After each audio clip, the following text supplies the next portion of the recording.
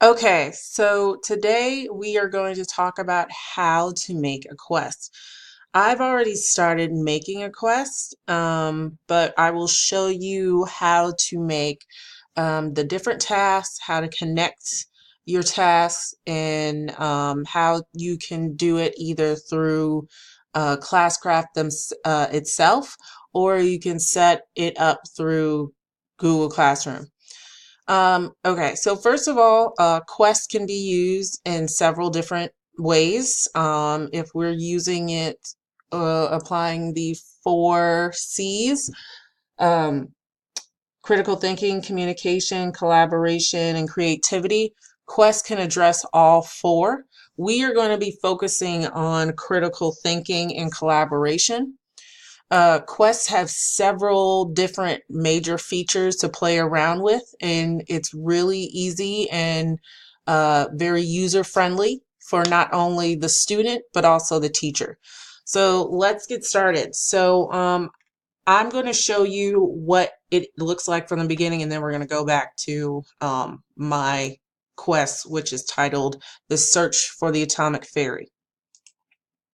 So the first thing is you want to click on that plus sign. If you never create a quest, this is the first thing that's going to pop up. Again, Classcraft walks you through the procedures of how to set up a quest. So you're going to click on the map to create a quest. So I'm going to click on this one. And then it starts with, create your own quests. And the great thing about Quest is it's very procedural.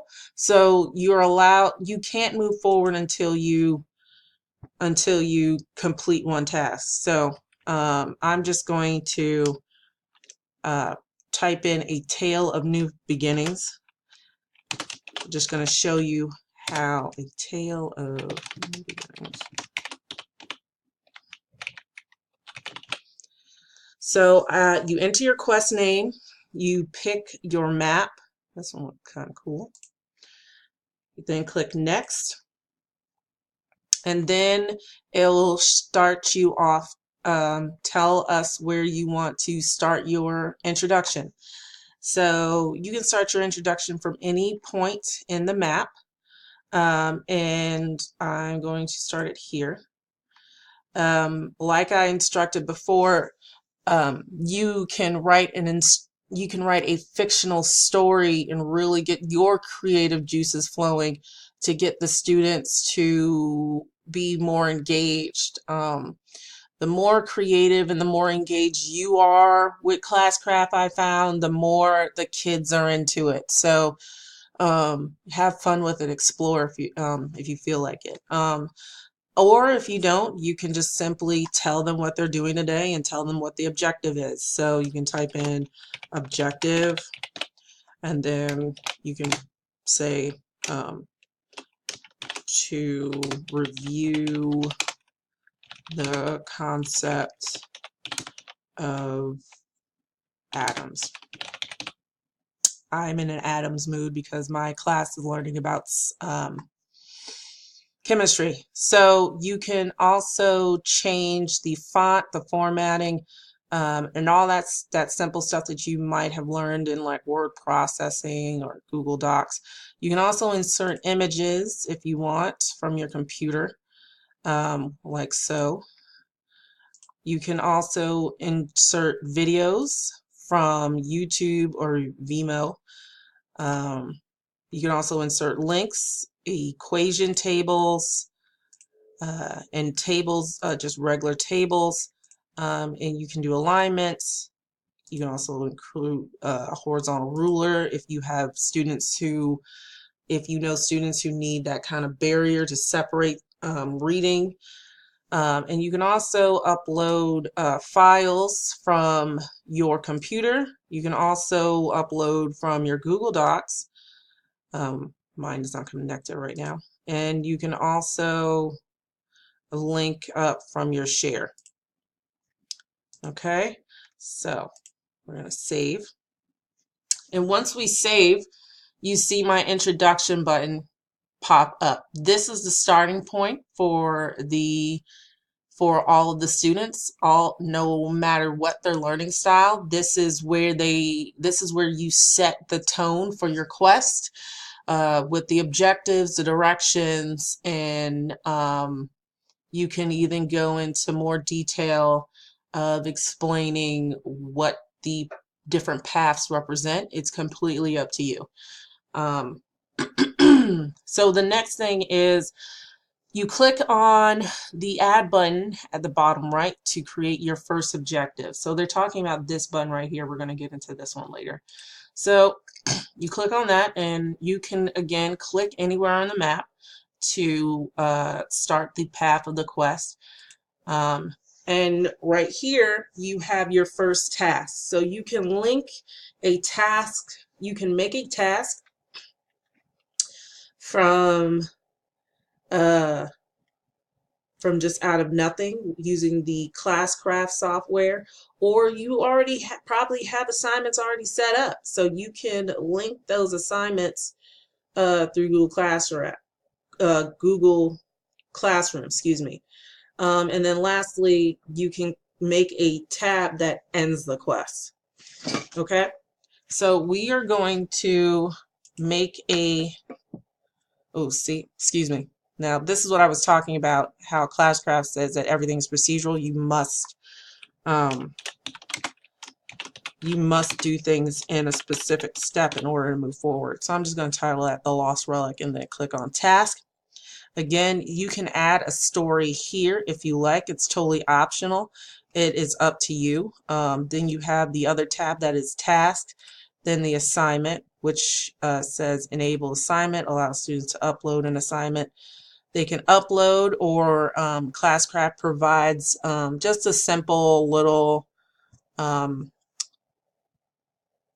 a Google Doc format where they can type up the answers from there.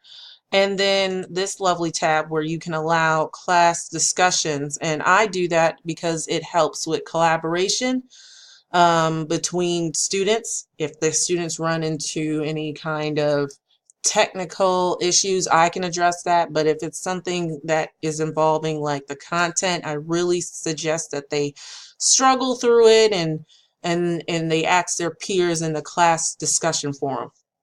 And then lastly, it's a progression where you can give them rewards for completing the task. And then there's this little button that says self-paced progress, where the students can allow students to automatically proceed to the next objective upon completing the task or the assignment. Now you set the parameters for what it means to be complete in the task section. You have to complete that, so you can't just say watch video. I mean, I have seen quests like that that say watch video and then move on, but I really like to expand on my quest and allow the kids to move back and forth. So I have one quest already made where the kids are going to not watch these. This is for my verbal learners.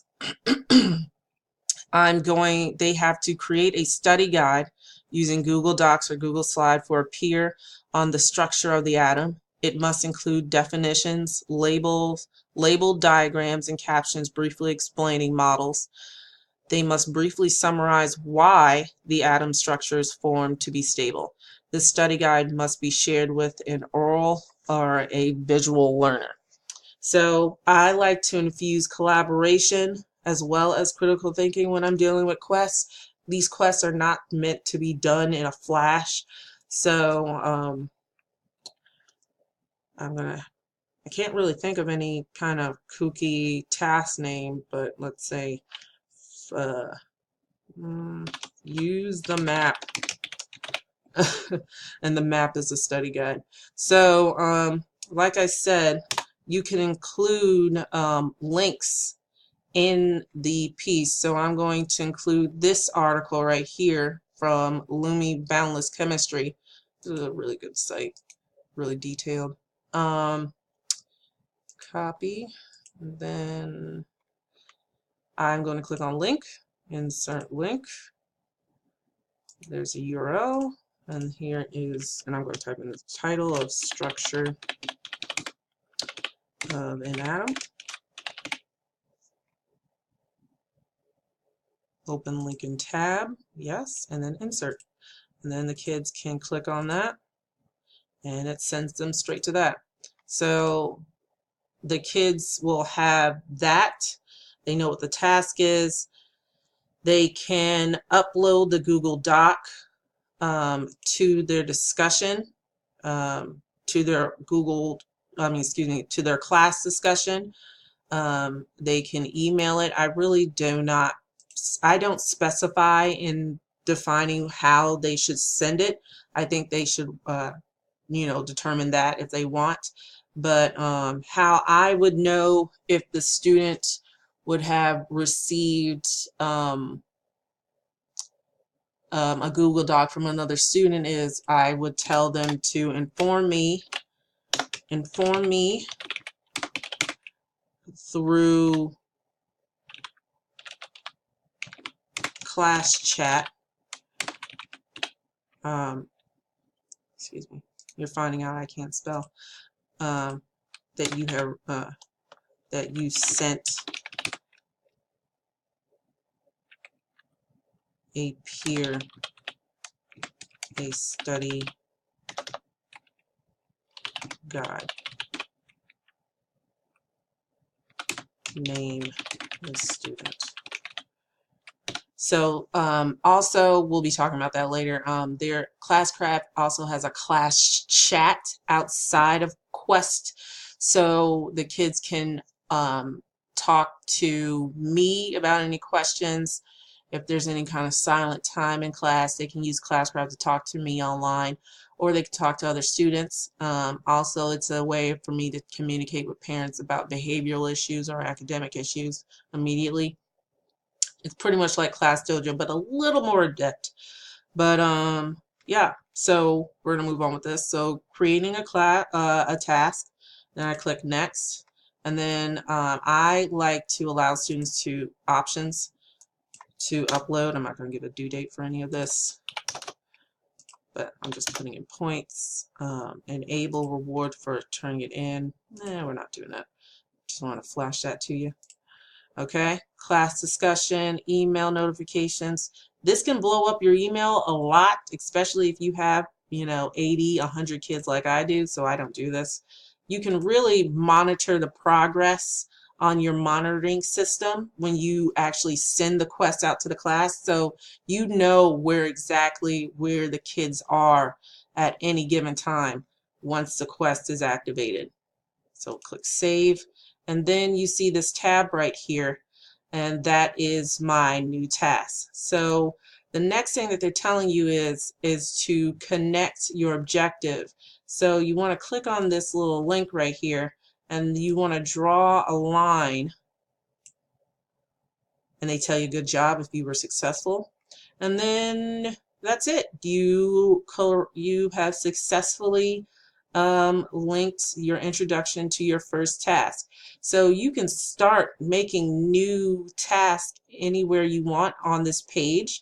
And since this is going to be my verbal, I would make two more paths, one probably going here, another path going up here, and that would be maybe my visual, and this is my oral, and they would do different tasks to meet their needs. The kids can click on whatever they want, but they have to agree to do it first. So they read it, then find out what they need to do, and if they don't like that, they're like, oh, okay, I'll go to the next one, or I'll go to this one. Or they can go into the class discussion and ask their friends and say, hey, which one do you think is the best for me? Some believe that it's the easiest or not, but it really depends on the learning style, because I set a rigor stating forth what you need to do for each task.